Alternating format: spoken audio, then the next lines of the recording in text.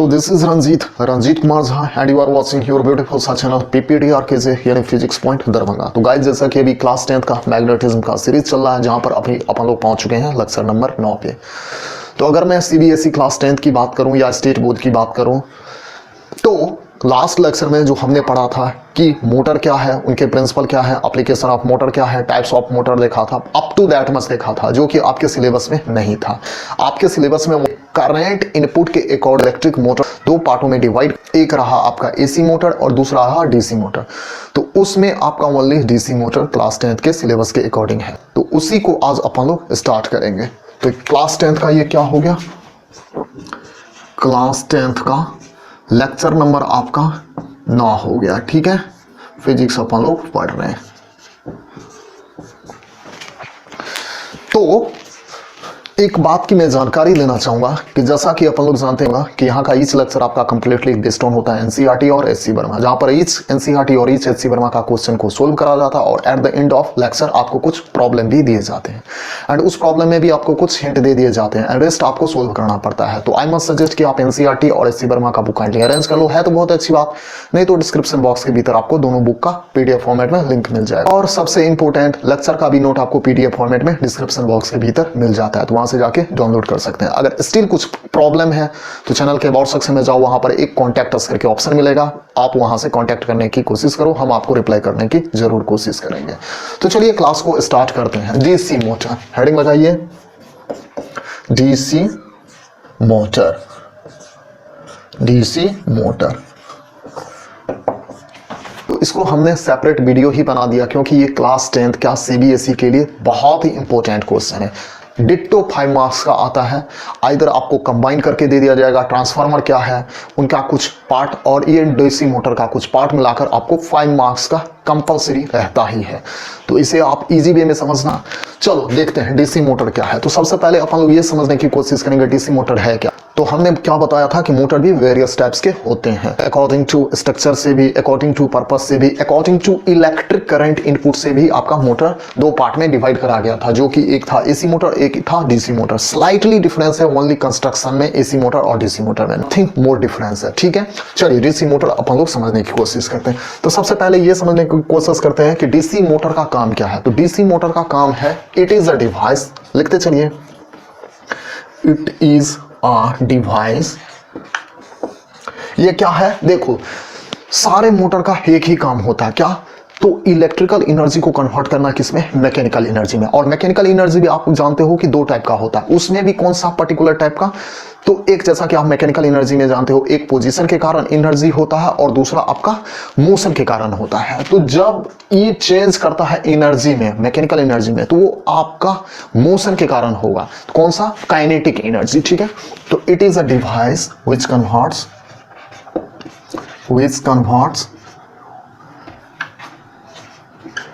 Converts क्या चीज, electrical energy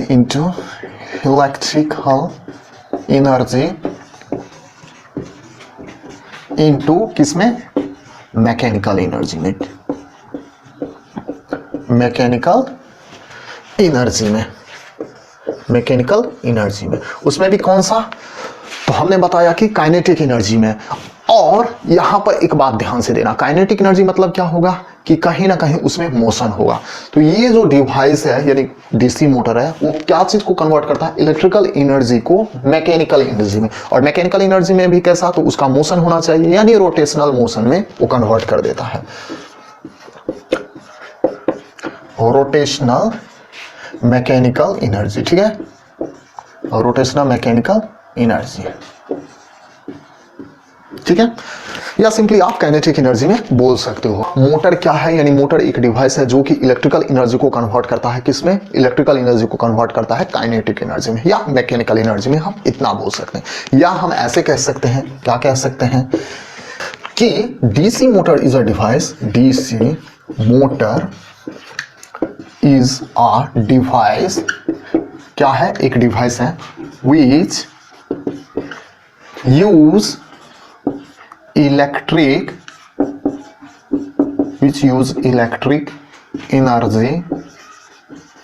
which use electric energy to rotate a rod, to rotate rotate a rod, ठीक है।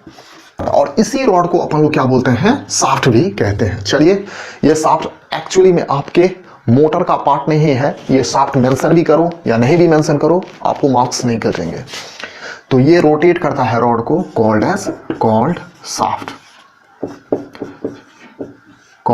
Shaft, ठीक है।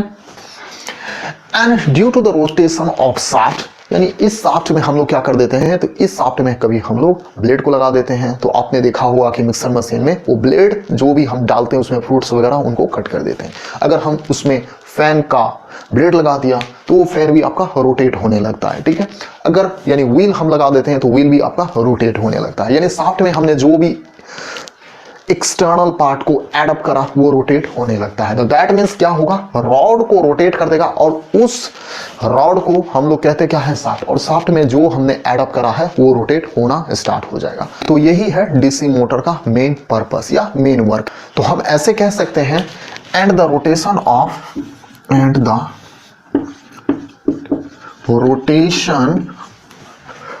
Shaft can be used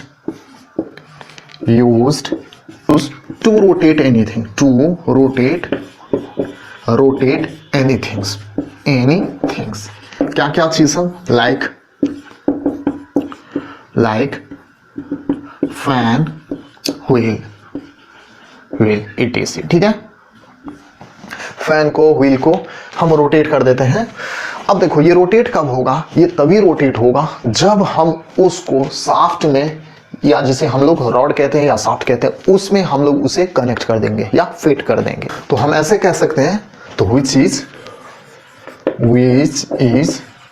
attached to it, ठीक है। तो सिंपली यही डीसी मोटर का काम है। एसी मोटर का भी काम वही है और डीसी मोटर का भी काम वही है, बस वो इनपुट के अकॉर्डिंग मोटर को कैटेगराइज करा गया है। चलिए, ये तो हमने देख लिया कि मोटर क्या है और मोटर का काम क्या है। अब अपन लोग देखते हैं कि ये जैसा कि क्वेश्चन बहुत ही इंपॉर्टेंट है बोर्ड सिलेबस के लिए, चाहे वो स्टेट बोर्ड हो या सीबीएसई बोर्ड हो। तो इस टॉपिक को कंप्लीट करने के लिए आपको कुछ स्टेप फॉलो करेंगे, वो फुल स्टेप आपको वहां पर मेंशन करना है, तभी आपको ये 5 मार्क का होता है, वो 5 मार्क्स आपको मिलेंगे।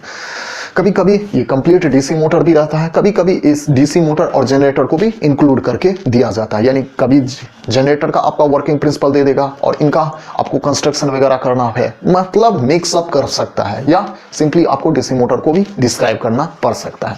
तो यहाँ पर आपको कैसे कैसे फॉलो करना पड़ेगा स्टेप, मोटर क्या है, उसका क्या काम है, आपने क्लियर कर दिया। मोटर का कंस्ट्रक्शन इसके बाद आपको करना पड़ेगा। तो हम ऐसे कह सकते हैं कि पहला क्या हो गया, मोटर क्या है और उनका क्या काम है। दूसरा आपका हो गया कंस्ट्रक्शन। तीसरा आपका क्या हो गया, वर्किंग प्रिंसिपल, यानी डीसी मोटर किस प्रिंसिपल पर काम करता है, ठीक है। चौथा आपका हो गया वर्किंग थ्योरी, यानी डीसी मोटर कैसे काम करता है वो आपको मेंशन कर देना है।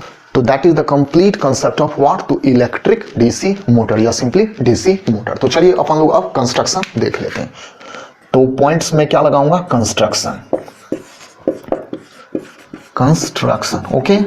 कंस्ट्रक्शन में हम क्या देखेंगे कि मोटर्स में क्या क्या पार्ट से मिलकर मोटर बना हुआ है और वो कहां कहां पर अटैच हुआ है मोटर में, बस इतना हम लोग देखते हैं।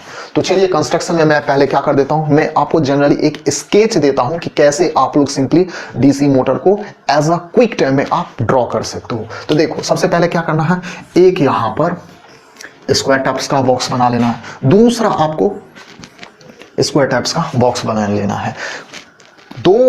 1 मिनट के अंदर आपका डीसी मोटर का स्केच डायग्राम कंप्लीट हो जाएगा। कैसे, तो देखो एक बॉक्स ये हुआ, एक बॉक्स ये हुआ, ठीक है।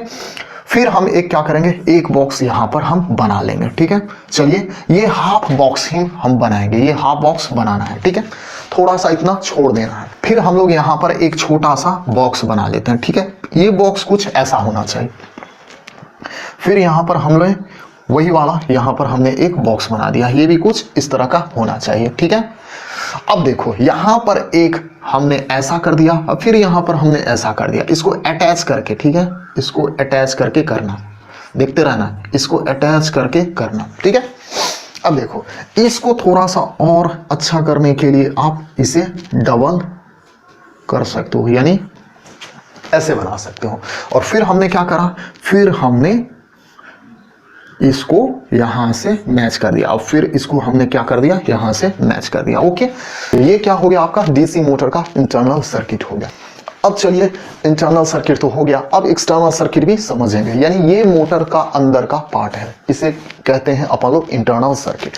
अब चलिए आगे चलते हैं, आगे क्या हो सकता है, तो आगे अपन लोग एक लाइन में हम लोग यानी इलेक्ट्रिक करंट में यहां से वायर निकाल के अटैच कर देते हैं। तो चलिए वायर लगा दिया हमने, वायर लगा के हमने सोर्स से अप्लाई कर दिया, तो चलिए सोर्स से हमने अप्लाई कर दिया, तो यही हो गया आपका, क्या हो गया, यही आपका सिंपल कंस्ट्रक्शन या simple diagram of DC motor हो गया। अब चलिए इतना आप करोगे तो 2 मार्क्स मिल जाएंगे, 2 मार्क्स नहीं भी मिल सकते, अगर इसमें नाम अगर आपने मेंशन कर दिया तो 3 मार्क्स आपके पूरे। चलिए क्या है, तो ये हो गया आपका मैग्नेट, यानी मैग्नेट का 2 पोल के बीच में हमको एक कॉइल रखना है, तो ये आपका हो गया मैग्नेट। चलिए मैग्नेट का नाम मैं दे देता हूं, चलिए ये नॉर्थ पोल है, चलिए ये साउथ पोल है। ओके, इसको क्या बोलते हैं, इसको अपन लोग आर्मेचर कहते हैं। क्या कहते हैं, आर्मेचर।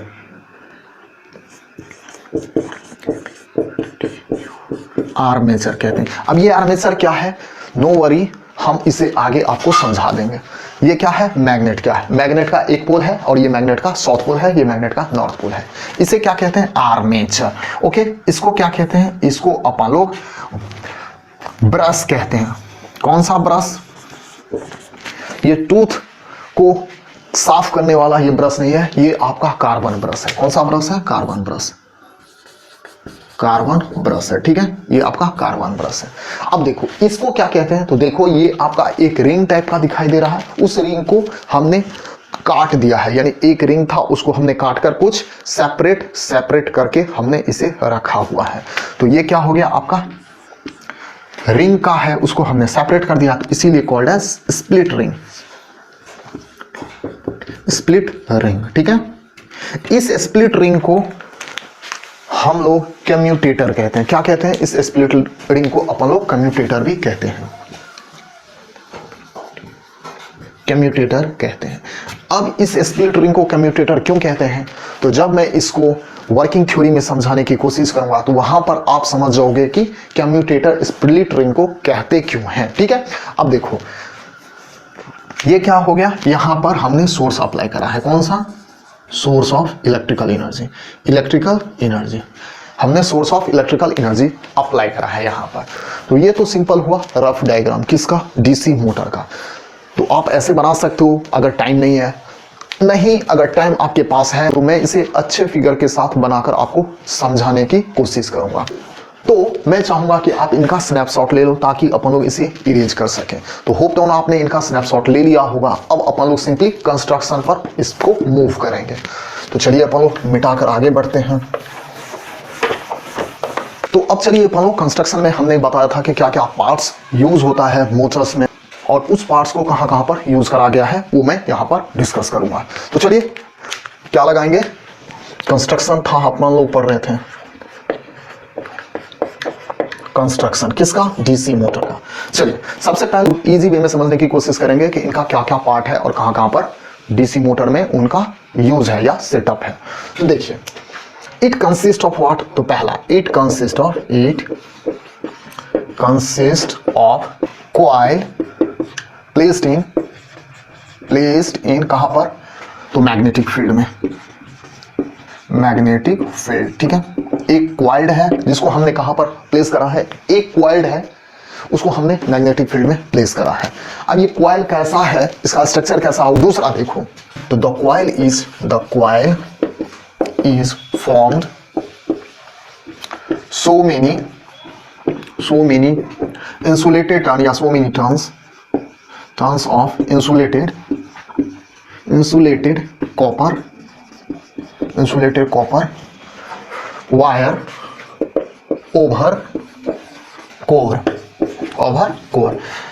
क्या है, ये कोर आपका एक सॉफ्ट आयरन पीस है। उस सॉफ्ट आयरन पीस पर हमने क्या करा है, इंसुलेटेड कॉपर वायर से उसको लपेट दिया है या वॉन्ड ऑफ कर दिया है, उसी को अपन लोग बोलते हैं कॉइल, ठीक है। और ये कॉइल का स्ट्रक्चर कैसा होगा, तो कॉइल का स्ट्रक्चर मैं अभी आपको आगे जब मैं इनका अभी कंस्ट्रक्शन करूंगा ड्राइंग के साथ या फिगर के साथ तभी आपको क्लियर होगा। तो चलिए तीसरा पॉइंट देख लेते हैं। तीसरा पॉइंट क्या दो कि यही कोर पर जो हमने इंसुलेटेड कॉपर वायर को जो लपेट दिया है उसको अपन लोग क्या कहते हैं, उसको अपन लोग आर्मेचर कहते हैं।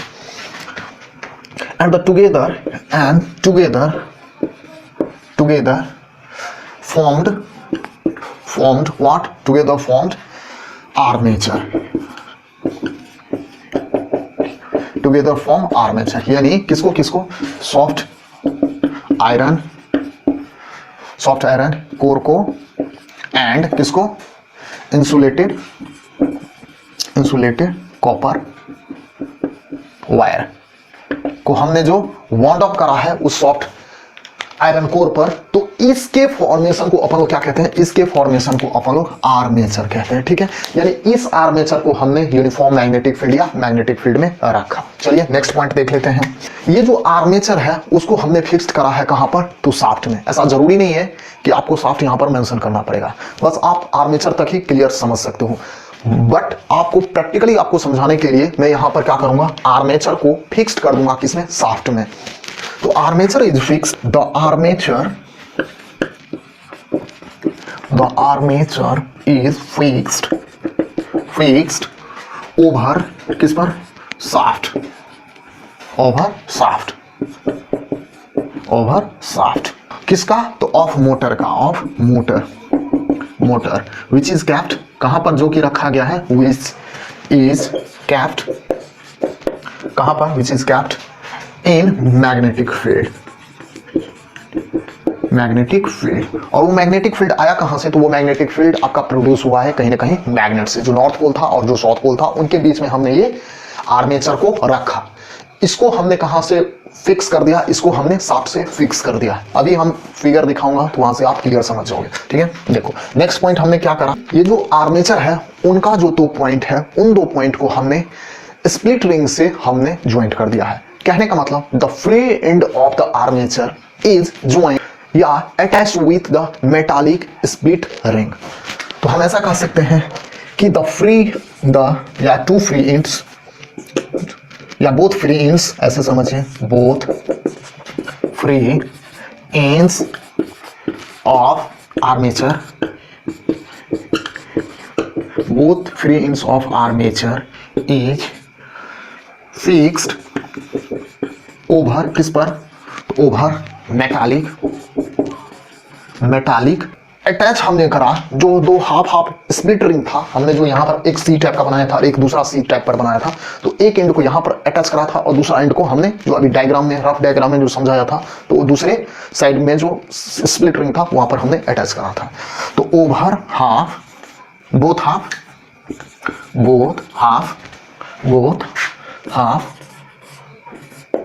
स्प्लिट रिंग, ठीक है। और इस स्प्लिट रिंग को अपन लोग क्या कहते हैं, इस स्प्लिट रिंग को अपन लोग कम्यूटेटर भी बोलते हैं। क्या बोलते हैं, यानी कम्यूटेटर भी अपन लोग बोलते हैं। ठीक है, इस स्प्लिट रिंग्स को अपन लोग कम्यूटेटर भी बोलते हैं। इसमें हमने आर्मेचर का दोनों पॉइंट को दोनों स्प्लिट रिंग में हमने अटैच कर दिया। अब हमने क्या करा, तो अब हमने जैसे ही इलेक्ट्रिसिटी पास करा, यानी जैसे ही लाइन हमने दिया थ्रू वायर से, वो कहां पर हुआ, कार्बन ब्रश होते हुए स्प्लिट रिंग में गया और वो कॉइल में यानी आर्मेचर में मूव ऑन किया। तो हम क्या देखते हैं, हम देखते हैं कि वो जो आर्मेचर है, वो आर्मेचर स्प्लिट रिंग के साथ साथ वो मूव करता है या रोटेट करता है। जब, या ऐसे कह सकते हैं, व्हेन शाफ्ट रोटेट, जब शाफ्ट रोटेट होता है तो क्या होता है, एलोंग विथ स्प्लिट रिंग को भी रोटेट कर देता है। When shaft rotate the split rings, यानी जिसको हम लोग कम्यूटेटर भी बोलते हैं,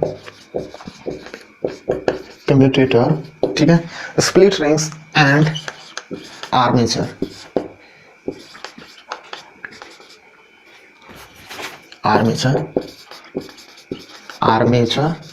ऑल्सो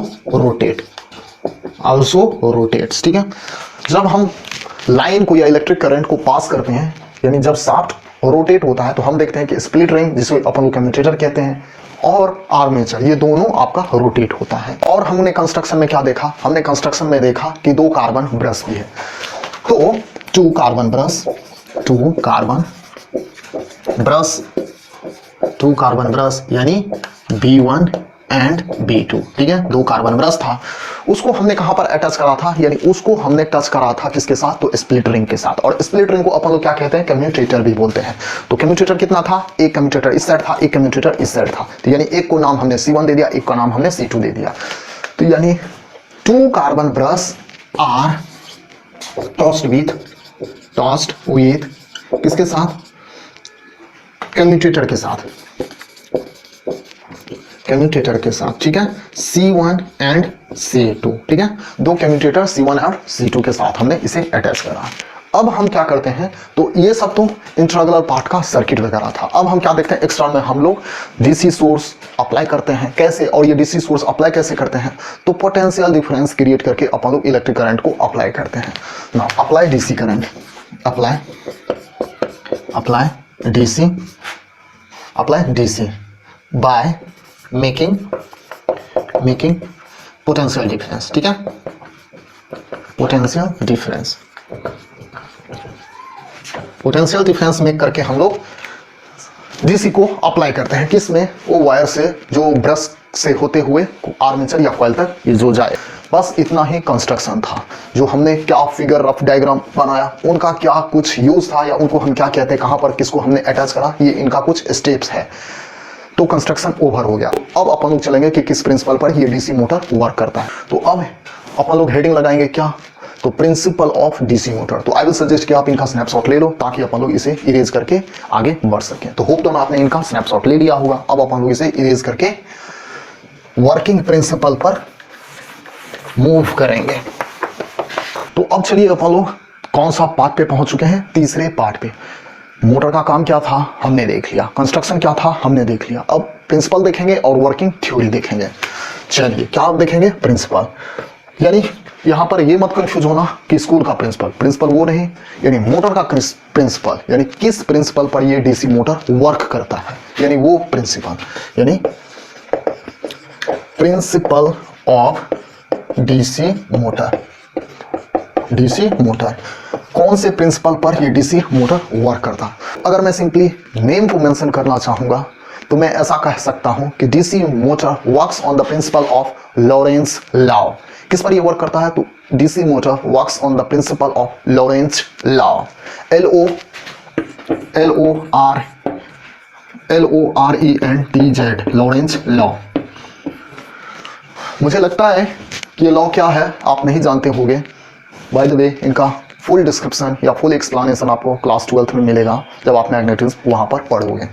तो फिलहाल के लिए आप इतना जानो कि लॉरेंस लॉ जो है इनका मोटिव क्या है। तो इनका मोटिव यही है कि जब किसी भी करंट कैरिंग कंडक्टर को हम एक यूनिफॉर्म मैग्नेटिक फील्ड में या कोई भी एक मैग्नेटिक फील्ड में हम प्लेस करते हैं तो उस पर एक फोर्स लगता है। यही कुछ लॉरेंस लॉ है। तो ये प्रिंसिपल क्या है, यानी it's works on the principle, it's work on the principle of Lorentz law, ठीक है, लॉरेंस लॉ पे ये वर्क करता है। ये लॉरेंस लॉ का सिंपल मोटिव यहां पर क्या है, हम ऐसे कह सकते हैं कि when a current carrying conductor, हमने लेक्चर नंबर 6 में देखा था कि जब एक करंट कैरिंग कंडक्टर को एक फील्ड में डालते हैं, और वो कौन सा फील्ड होगा, तो आपके सिलेबस के अकॉर्डिंग ओनली मैग्नेटिक फील्ड है। अप टू दैट मच आपके क्लास 10th के सिलेबस में दे रखा गया है, ओनली एक ही फील्ड है, मैग्नेटिक फील्ड है। तो जब एक करंट कैरिंग कंडक्टर को हम यूनिफॉर्म या नॉन यूनिफॉर्म फील्ड में हम डालते हैं तो उस पर एक फोर्स एक्सपीरियंस होता है। किस पर, वो करंट कैरिंग कंडक्टर पर फोर्स एक्सपीरियंस होता है, ठीक है। तो यही है कि when a current carrying conductor, when a current carrying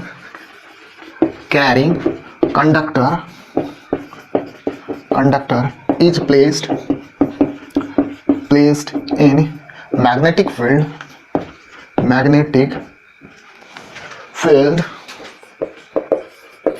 it experience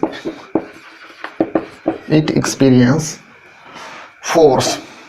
कौन सा फोर्स, ऑब्वियसली है जो फील्ड होगा वही फोर्स एक्सपीरियंस करेगा उस पर, तो it experience force called as magnetic force. अब फोर्स जो एक्सपीरियंस कर रहा है वो उस कंडक्टर पर, यानी फोर्स जो लग रहा है उस कंडक्टर पर, अब वो फोर्स किधर लग रहा है। तो ये भी हमने आपको बताया था कि इसको फाइंड करने के लिए आप सिंपल यूज करो फ्लेमिंग का लेफ्ट हैंड रूल। और फ्लेमिंग का लेफ्ट हैंड रूल कहता क्या है कि इस 3 फिंगर को स्ट्रेच करो in such a way that कि all 3 fingers are much perpendicular to each other like this. Thumb है अपवर्ड, ये है आपका इस डायरेक्शन में, ये है आपका इस डायरेक्शन में। कहने का मतलब अगर कोऑर्डिनेट के अकॉर्डिंग आप समझो तो एक्स वाई जेड की तरह हमने इन 3 फिंगर को स्ट्रेच करा है, जहां पर 4 फिंगर यानी ये वाला उंगली आपका इंडिकेट करता है in the direction of magnetic field, और ये सेंट्रल फिंगर आपका रिप्रेजेंट करता है in the direction of current flow. Then ये जो थंब होगा ये रिप्रेजेंट करता है आपका किधर, तो फोर्स जिधर एक्सपीरियंस कर रहा है उस करंट कैरिंग कंडक्टर पर, या मोशन जिधर हो रहा है वो करंट कैरिंग कंडक्टर पर, उसको ये थंब आपको रिप्रेजेंट करता है। तो यही कुछ प्रिंसिपल है डीसी मोटर का। अब चलिए अपन लोग वर्किंग थ्योरी देखेंगे। चलिए वर्किंग थ्योरी समझते हैं। वर्किंग थ्योरी के लिए मैं चाहूंगा कि वहां पर मैं फिगर भी करूंगा, तो मैं चाहूंगा कि आप इनको पहले स्नैपशॉट ले लो या पॉज का बटन दबाकर इसे आप कॉपी कर लो। तो होप डन आपने इनको कॉपी कर लिया होगा। अब अपन लोग इसे इरेज करके आगे बढ़ते हैं वर्किंग थ्योरी पर। तो अब हेडिंग लगाइए वर्किंग थ्योरी। क्या हो जाएगा heading? Working theory. Working theory. तो देखो वर्किंग थ्योरी बताने से पहले कैसे ये वर्क करता है, तो यहां पर मैं वो डीसी मोटर का कंस्ट्रक्शन करूंगा यहां पर, यानी डायग्राम यहां पर मैं बनाऊंगा। यहां पर मैं 2 डायग्राम बना देता हूं और फिर आपको समझाने की कोशिश करूंगा।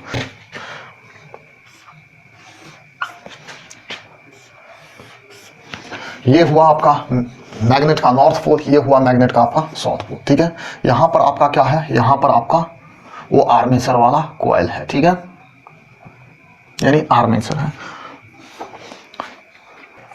फिर हमने यहां पर वो स्प्लिट रिंग था उसको हमने यहां पर अटैच कर दिया। ठीक है, यहां पर हमने कार्बन ब्रश को अटैच करा है। ठीक है, यहां पर हमने कार्बन ब्रश को अटैच करा है। इस कार्बन ब्रश से हमने डीसी सोर्स को अप्लाई किया है।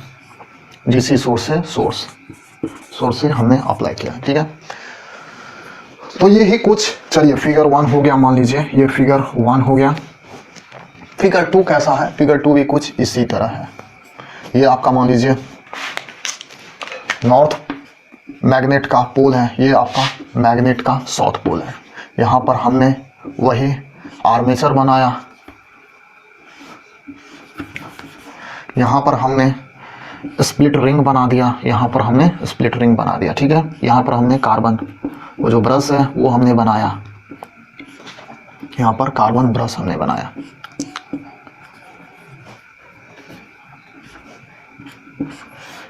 यहां पर हमने वही डीसी सोर्स को अप्लाई कर दिया है।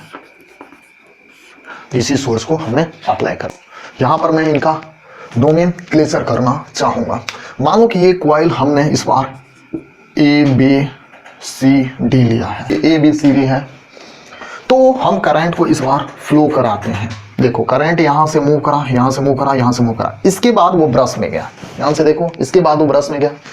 ब्रश से होते हुए ये जो मेटालिक स्प्लिट रिंग था उससे होते हुए ये आर्मेचर, A से B, B से C, C से D, फिर होते हुए इस स्प्लिट रिंग में आया, फिर स्प्लिट रिंग से होते हुए ये ब्रश में आया, फिर वो सोर्स में चला गया। कहने का मतलब कुछ ऐसा हुआ। चलिए अब हमने जो B1 B2 बताया था, C1 C2 बताया था, तो ये हमने क्या बताया था कि ये आपका ब्रश है। कौन सा ब्रश है? Carbon brush. अब क्यों कार्बन ब्रश है अभी थोड़ी देर में आपको बता दूंगा कि कार्बन ब्रश को ही हमने क्यों लिया है। ये B1 है, ये B2 है। ठीक है, ये वाला ये B1 है और ये B2 है। ये स्प्लिट रिंग का नाम हमने C1 दे दिया। चलिए ऊपर में देख देता हूं, नहीं तो प्रॉब्लम हो सकता है, कंफ्यूजन क्रिएट कर सकता है। तो ये C1 हो गया और ये स्प्लिट रिंग आपका C2 हो गया। अब ध्यान से देखना, तो जैसे ही यहां से करंट निकला, ये सबसे पहले ब्रश में जाएगा। ब्रश में जाएगा, इस ब्रश से होते हुए करंट आर्म का जो साइड है AB पर वो मूव करेगा, फिर BC पर मूव करेगा, फिर CD पर मूव करेगा, फिर यहां से होते हुए स्प्लिट रिंग C2 में आएगा, फिर करंट आपका ब्रश में आएगा और फिर होते हुए आपका फिर सोर्स में चला जाएगा, यानी इसी तरह वो इलेक्ट्रिक करंट मूव करता रहेगा। अब ध्यान से देखो क्या, तो हम क्या जानते हैं कि मैग्नेटिक फील्ड का अगर मैं direction as a magnetic field line से शो करना चाहूंगा तो मैग्नेटिक फील्ड लाइन किधर है? मैग्नेटिक फील्ड लाइन कुछ ऐसे है, ध्यान से देखते चलना, कुछ ऐसे है कि नहीं? बिल्कुल। नॉर्थ पोल से निकलता है और साउथ पोल की तरफ मर्ज करता है। कौन? तो इलेक्ट्रिक फील्ड लाइन मर्ज करता है आपका साउथ पोल में, इमर्ज कहां से होता है? नॉर्थ पोल में। यानी फील्ड आपका कुछ नॉर्थ से निकलता हुआ कुछ इधर जाता है। करंट आपका डायरेक्शन किधर है? करंट का डायरेक्शन इधर है, फिर इधर है, फिर इधर है, फिर आपका करते हुए यहां पर इन हो जाना। अब यहां पर आप सिंपली क्या कर दो, यहां पर इससे होते हुए यानी स्प्लिट रिंग में आप यहां से शाफ्ट को लगा दो और उस शाफ्ट में आप ब्लेड लगा दो, व्हील लगा दो, ठीक है। तो वो सब हम अभी नहीं देखेंगे, ये ओनली अभी हम इनसाइड द इलेक्ट्रिक मोटर की बात कर रहे हैं। तो अब सिंपल आप देखो, इस आर्म पर ध्यान दो, आर्म ए बी पर ध्यान दो कि मैग्नेटिक फील्ड इधर बह रहा है और करंट कुछ इधर आ रहा है। तो अगर मैं पूछना चाहूंगा कि इस आर्म पर फोर्स किधर लग रहा है तो आप क्या बताओगे? देखो आर्म पर फोर्स किधर लग रहा है, यानी अगर ये इनका एक्सिस है, अगर ये इनका एक्सिस है, ये इनका एक्सिस है, मान लिया हमने, इनका भी मान लो कि हमने ये एक्सिस दे दिया, ठीक है, एक्सिस है, एक्सिस है। तो इस आर्म पर फोर्स किधर लग रहा है? तो इस आर्म पर फोर्स निकालने के लिए हमने फ्लेमिंग का लेफ्ट हैंड रूल को यूज करना स्टार्ट करा। तो करंट किधर है? करंट कुछ ऐसे है, देखो करंट ऊपर है, मैग्नेटिक फील्ड कुछ इधर है, तो फोर्स किधर लग रहा है? देखो थंब अंदर जा रहा है, तो यानी ये कुछ अंदर जाना चाहेगा, ठीक है, किधर जाना चाहेगा? अंदर जाना चाहेगा।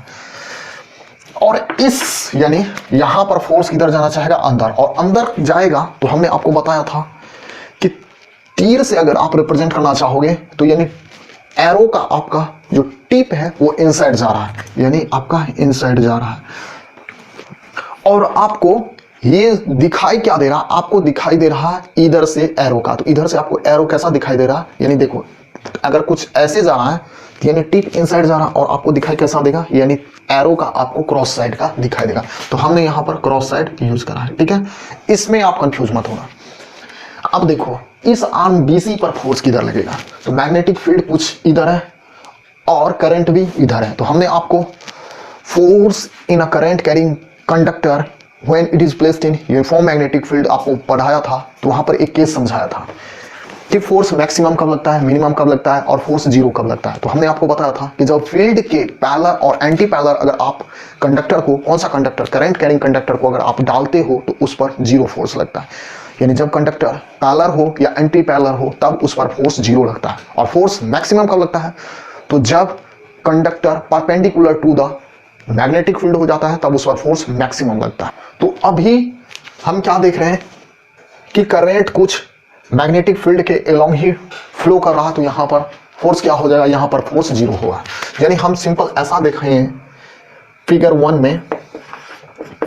वन में करंट किधर से किधर फ्लो कर रहा है? करंट आपका फ्लो कर रहा है यानी सोर्स से आपका B1 में, फिर आपका C1 में, फिर आपका A, फिर आपका यानी AB, फिर आपका BC, फिर आपका CD, फिर आपका C2, फिर आपका B2, फिर आपका सोर्स में चला जा रहा है, ठीक है। ये मैं फिगर 1 की बात कर रहा हूं। तो करंट का फ्लो कुछ ऐसा है। हम फोर्स कहां देख रहे हैं? हम फोर्स देख रहे हैं आपका आर्म ए बी पर, ठीक है, फोर्स देख रहे हैं आर्म ए बी पर। तो फोर्स हमको कैसा मिला? फोर्स हमको इन डाउनवर्ड देखा, यानी अंदर की तरफ देखा है, यानी इनसाइड, ठीक है, यानी अंदर की तरफ हमको दिखाई दिया, ठीक है।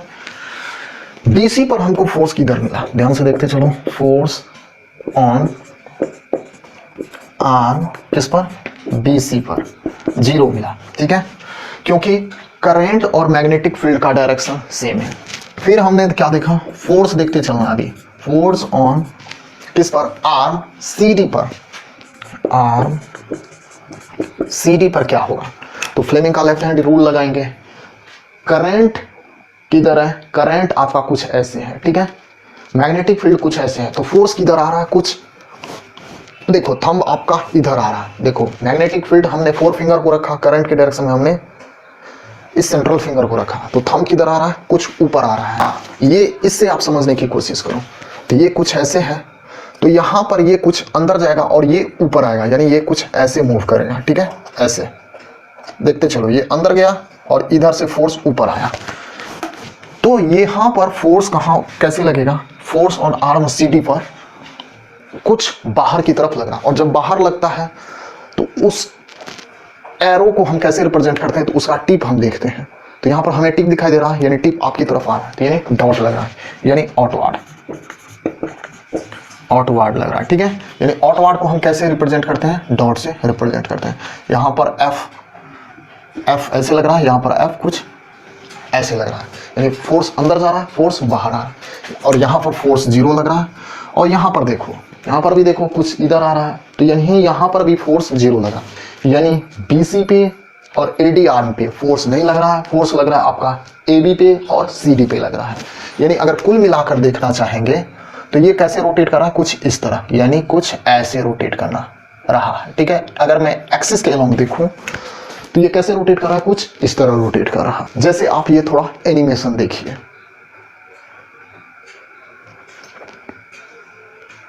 देख लिया एनिमेशन। अब चलिए जैसे अब हम लोग का जब फोर्स इसमें अंदर लगा और फोर्स इसमें बाहर लगा तो ये रोटेट होकर कुछ ऐसे होगा, यानी अब यहां पर समझने की कोशिश करते हैं।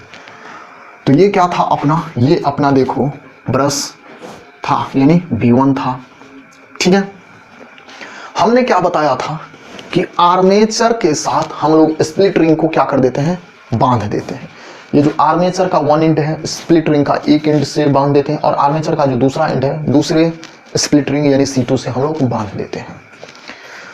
क्यों ऐसा हम लोग करते हैं, सपोज करो कि आर्मेचर का बोथ एंड को हम लोग डायरेक्ट वायर से बांध देते हैं, तो अगर आर्मेचर मूव करता है तो उसके साथ साथ ये वायर भी इसमें क्या हो जाएगा, उलझ जाएगा, वायर भी आपके उलझ जाएगा, जितना रोटेशन करेगा वायर भी उलझ कर वो वायर आपका ब्रेक डाउन हो जाता है। तो इसीलिए ये क्या होता है, ये आपका ऐसे ऐसे मूव करते रहता है, बट ये फिक्स रहेगा। अभी वर्किंग प्रिंसिपल और आगे जाएगा तो अभी आप समझ जाओगे। तो ये जैसे ही एक दफा ऐसे रोटेट करा, यानी हाफ रोटेशन हुआ जैसे ही, तो ये सिरा क्या हो गया आपका, देखो ये ऐसे हो गया, तो यहाँ पर आ गया C, ध्यान से देखते रहना, यहाँ पर आ गया C और ये चला गया यहाँ पर, तो ये हो गया आपका B, ये आ गया यहाँ पर, ये हानि हो गया D, और ये चला गया आपका ऐसे होकर ऐसे, तो ये हो गया आपका A, ठीक है। और क्या हो गया, तो ये तो बंधा हुआ था इसमें, तो यानी स्प्लिट रिंग भी आपका रोटेट करेगा, तो ये आपका हो गया C2, ये आपका हो गया C1, ठीक है। ये क्या था आपका ब्रश B2 था। चलिए करंट का फ्लो कराइए इस बार, करंट इधर से फ्लो करा, इधर से फ्लो करा, इधर से फ्लो करा, फिर इधर फ्लो करा, फिर इधर फ्लो करा, इधर फ्लो करा, इधर फ्लो करा, इधर फ्लो करा, इधर फ्लो करा, इधर, कुछ ऐसा ही है, बिल्कुल ऐसा ही। अब ध्यान से देखो, तो जब ये प्लेट आपका हाफ रोटेशन हो गया, यानी जब AB आपका रोटेट होकर कुछ ऐसे ऐसे रोटेट हुआ, यानी एंटी क्लॉकवाइज आपका रोटेट हुआ, और यानी CD आर्म आपका इस साइड हो गया और AB आर्म आपका इस साइड हो गया, यानी इधर हो गया, तो हमने क्या देखा कि करंट अभी कुछ इधर फ्लो कर रहा है। तो चलिए पहले करंट का डायरेक्शन देख लेते हैं इंटरनल सर्किट में, चलिए देख लेते हैं करंट डायरेक्शन। ये रहा आपका फिगर 2, ठीक है। करंट का डायरेक्शन हम देख रहे हैं किसमें, करंट डायरेक्शन फिगर 2 में देख रहे हैं। तो किधर से किधर करंट फ्लो कर रहा है आपका, सोर्स से लेकर, देखते चलिए, सोर्स से निकला, ब्रश B1 में गया, फिर कम्यूटेटर C2 में गया, कम्यूटेटर C2 में गया, और ये कम्यूटेटर जो है वो अटैच है यानी फिक्स है किसके साथ, तो जो हमारा आर्मेचर था उस आर्मेचर का एक सिरा से एक कम्यूटेटर फिक्स है और दूसरा सिरा से दूसरा हमारा कम्यूटेटर में फिक्स है। तो जब ये प्लेट देखो रोटेट हुआ तो उसके साथ साथ हमारा कम्यूटेटर भी रोटेट हो गया, तो देखो क्या हो जाएगा, C2 यहाँ पे हो गया, यानी करंट किधर से किधर फ्लो हो रहा, यानी B1 ब्रश से लेकर C2 कम्यूटेटर में, फिर हमारा करंट का फ्लो किधर है, हमारा आर्मेचर में आ गया। तो आर्मेचर में अपन लोग क्या देख रहे हैं, करंट का फ्लो किधर से हो रहा है, DCBA हो रहा है, यानी DCBA, ठीक है। इस तरह देखिए, या यहां पर भी आप समझना चाहेंगे तो ऐसे समझिए कि करंट का फ्लो कुछ ऐसे हो गया, C1 से लेकर, देखो C1 से लेकर ABCD में, यानी ABCD में फ्लो हुआ, फिर हमारा कुछ C2 में गया। तो यानी सोर्स से करंट निकला, बस B1 में गया, फिर करंट अपना C2 में गया, फिर अपना आर्मेचर में करंट इंटर करा। कहां से कहां, तो DCBA में गया, A में करंट इंटर हुआ। अब देखो फिर कहां पे जाएगा, C1 में जाएगा, तो C1 फिर किधर गया, फिर B2 में गया, फिर किधर गया, सोर्स में चला गया, किधर, सोर्स में। तो ये तो हुआ करंट का फ्लो फिगर 2 में, और ये हुआ करंट का फ्लो फिगर 1 में। तो चलिए अब हम देखते हैं फिर कि आर्म इस पर किधर फोर्स लग रहा है, यानी आर्म DC पर फोर्स किधर लगा है। तो हम क्या करेंगे, फिर फोर्स किधर लग रहा है, तो इसके लिए हम लोग फ्लेमिंग का लेफ्ट हैंड यूज करेंगे। तो हमने फ्लेमिंग का लेफ्ट हैंड यूज करने के लिए मैग्नेटिक फील्ड के डायरेक्शन में हमने 4 फिंगर को रखने की कोशिश करा। तो पहले ये देखेंगे कि मैग्नेटिक फील्ड जाएगा किधर। तो मैग्नेटिक फील्ड का डायरेक्शन आपका नॉर्थ से साउथ की तरफ होता है, नॉर्थ से साउथ की तरफ होता है, ठीक है। ये मैग्नेटिक फील्ड का डायरेक्शन हो गया।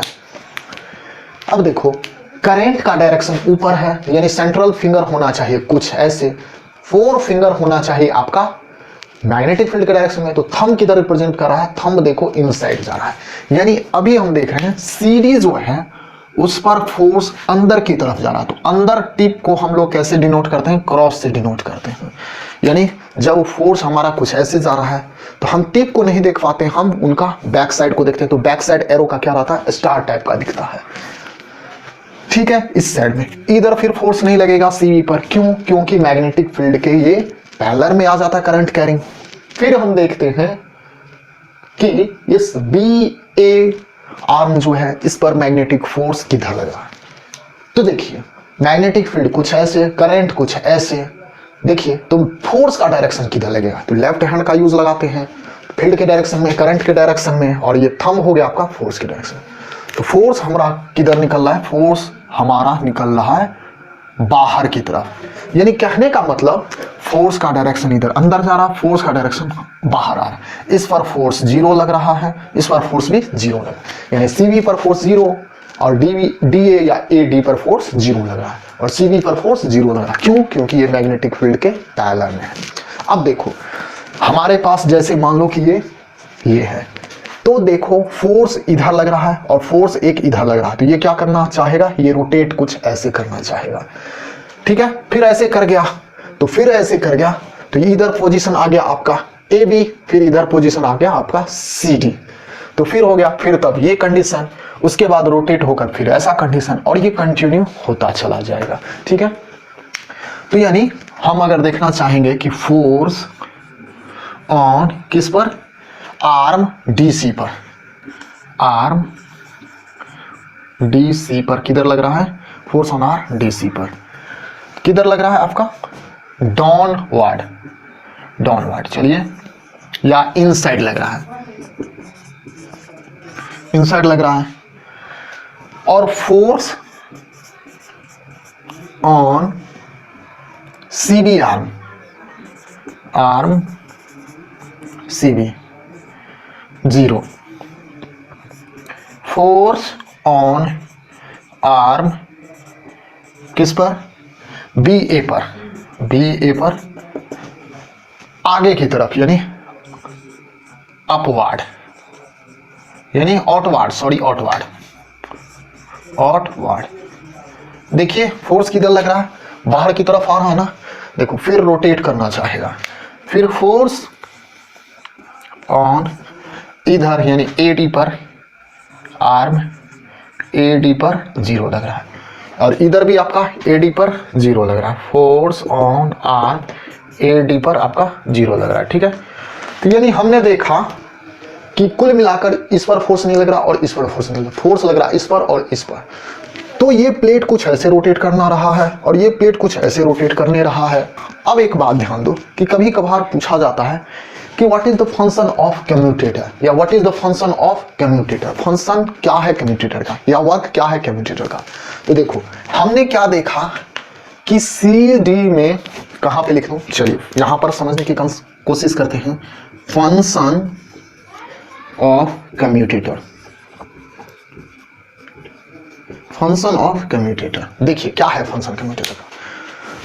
तो हम क्या देख रहे हैं, देखो आर्म AB में करंट ऊपर जा रहा है और C1 कम्यूटेटर यहां पे है, और आर्म CD में करंट नीचे जा रहा है और कम्यूटेटर C2 यहां पे है। यहां पे देखिए कम्यूटेटर C2 है, उसके बाजू में लगा हुआ है CD, वो तो ठीक है, CD लगा हुआ है वो तो ठीक है। हम देख क्या रहे हैं, कम्यूटेटर चेंज कर दिया है क्या चीज को, तो इधर देखो करंट अपवार्ड है, यानी CD में करंट अपवार्ड जा रहा है, इधर CD में करंट देखो आप डाउनवार्ड जा रहा है। तो यानी करंट का डायरेक्शन को कम्यूटेटर आपका चेंज कर रहा है। यानी यहां पर देखो आप AB आर्म में देखो कि करंट AB में अपवार्ड जा रहा है, और इस कंडीशन में आप देखो कि करंट AB में किधर आ रहा है, डाउनवार्ड आ रहा है।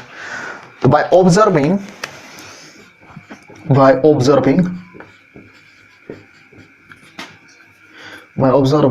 क्या हम देख रहे हैं कि करंट का डायरेक्शन कम्यूटेटर बदल रहा है। By observing current direction in arm AB and CD in both figure, ठीक है।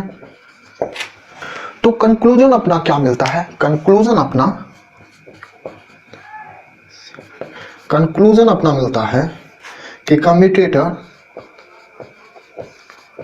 Commutator change the direction of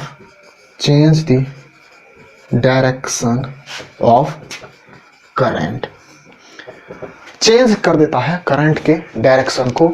यही फंक्शन है कम्यूटेटर का, यानी जो भी चीज करंट का डायरेक्शन को चेंज कर दे, that is the principle of, या that is the work of commutator, यानी कम्यूट कर देना, यानी चेंज कर देना।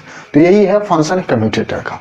अब देखो इसके ड्यूरेशन में यहां से यहां तक देखो और यहां से यहां तक देखो, स्प्लिट रिंग कंप्लीटली अटैच नहीं है, जरा सा डिस्टेंस है, इसमें भी जरा सा आपका डिस्टेंस है।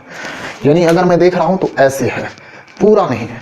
तो ये जब रोटेट कर रहा है, देखो ये रोटेट कर रहा है, तो ये भी आपका रोटेट कर रहा है, लेकिन ब्रश आपका फिक्स है। कम्यूटेटर आपका रोटेट करके इस आर्मेचर को रोटेट कर रहा है, और जब ये कम्यूटेटर रोटेट होगा तो इससे अटैच रहता है आपका शाफ्ट, यहाँ पे अटैच रहता है आपका शाफ्ट। तो शाफ्ट जब रोटेट करता है तो आर्मेचर के साथ साथ कम्यूटेटर भी रोटेट करता है, और शाफ्ट में आपका जुड़ा रहता है ब्लेड या व्हील या फैन, तो वो आपका रोटेट करने लगता है। तो ये आपका फंक्शन हो गया कम्यूटेटर का। चलिए अब इस कंसेप्ट को जरा एनिमेशन के थ्रू समझने की कोशिश करते हैं।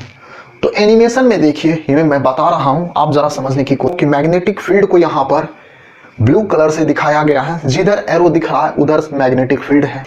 तो यहाँ पर देखो कि आर्मेचर का एक एंड कम्यूटेटर C1 से जुड़ा है और आर्मेचर का दूसरा एंड कम्यूटेटर C2 से जुड़ा है। आर्मेचर को रोटेट करते हुए कम्यूटेटर यहाँ पर रोटेट हो रहा है, बस आप देखोगे कि वहीं का वहीं फिक्स है। तो यहाँ पर आप देखोगे कि कम्यूटेटर जो रोटेट कर रहा है उसके साथ साथ जो आर्मेचर रोटेट कर रहा है, तो बीच में आप देखोगे कि due to motion of inertia ये तो रोटेट कर रहा है और करता ही रह जा रहा है, और ये बार बार ये जो ब्रश है वो कांटेक्ट हो रहा है आपका कम्यूटेटर से, तो इसके थ्रू यहाँ पर हीट जनरेट हो जाता है, और हीट जनरेट होता है तो हमने यहाँ पर कार्बन ब्रश का ग्रेफाइट ब्रश यूज करा है। ग्रेफाइट ब्रश का है क्या, तो करंट को फ्लो करेगा बट इनका मेल्टिंग पॉइंट बहुत हाई है, तो वो मेल्ट भी नहीं करता है, तो इसीलिए हमने यहाँ पर कार्बन ब्रश को यूज किया है। और मोशन ऑफ इनर्शिया के कारण हम देख रहे हैं कि ये कॉइल अपना या आर्मेचर अपना रोटेट होता चला जा रहा है, और फोर्स किधर लग रहा है आप कंटिन्यूअसली देख रहे हो चलिए, तो यहां पर हमने इनका डायग्राम भी देख लिया कि कैसे ये रोटेट हो रहा है। तो आज का लेक्चर यहीं पे एंड करते हैं। अगर अच्छा लगा लेक्चर तो लाइक का बटन दबाना, अगर नहीं अच्छा लगा तो डिसलाइक का बटन दबाना और रीजन बताना, ताकि हम इसे इंप्रूव करने की कोशिश करें। और जाने से पहले यहां पर मैं आपके लिए कुछ होमवर्क छोड़ के जाऊंगा। होमवर्क क्या है, आपको एनसीईआरटी का क्वेश्चन नंबर सोल्व करना है। क्वेश्चन नंबर कौन कौन सा, तो solve NCERT question number 1, question number 2, question number 3। Page number आपका 223 है। क्वेश्चन क्या है, क्वेश्चन कह रहा है कि फ्लेमिंग का लेफ्ट हैंड रूल क्या है। दूसरा क्वेश्चन है कि डीसी मोटर का कंस्ट्रक्शन कीजिए। इसके बाद आपको सोल्व करना है एचसी वर्मा का। एचसी वर्मा का कौन सा क्वेश्चन है, एचसी वर्मा का लॉन्ग आंसर टाइप में एक क्वेश्चन नंबर है। लॉन्ग आंसर टाइप में क्वेश्चन नंबर आपका 8 है। 8 सोल्व कीजिए। 8 क्वेश्चन क्या है, आपको कंप्लीट डीसी मोटर का कंस्ट्रक्शन करना है, प्रिंसिपल बताना है, वर्किंग थ्योरी बताना है। ये सीबीएसई में अक्सर ये टाइप का क्वेश्चन पूछा जाता है और स्टेट बोर्ड में भी।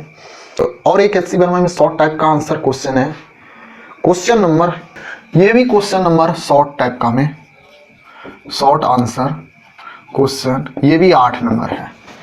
कौन से प्रिंसिपल पर ये काम करता है, प्रिंसिपल जब पूछा जाए तो आप बताना कि ये लॉरेंज फोर्स पर काम करता है। और लॉरेंज फोर्स है क्या, किसी भी करंट कैरिंग कंडक्टर को जब एक यूनिफॉर्म मैग्नेटिक फील्ड में डालते हैं तो उस पर फोर्स लगता है। और फोर्स का डायरेक्शन कैलकुलेट करने के लिए या फाइंड आउट करने के लिए हम लोग फ्लेमिंग का लेफ्ट हैंड रूल यूज करते हैं। तो आज का लेक्चर को हम यहीं पे एंड करते हैं। अगर लेक्चर अच्छा लगा तो हिट द लाइक बटन, और अच्छा नहीं लगा तो डिसलाइक करना और रीजन बताना, ताकि हम उसे इंप्रूव करने के लिए कोशिश करें। तब तक के लिए ऑल द वेरी बेस्ट।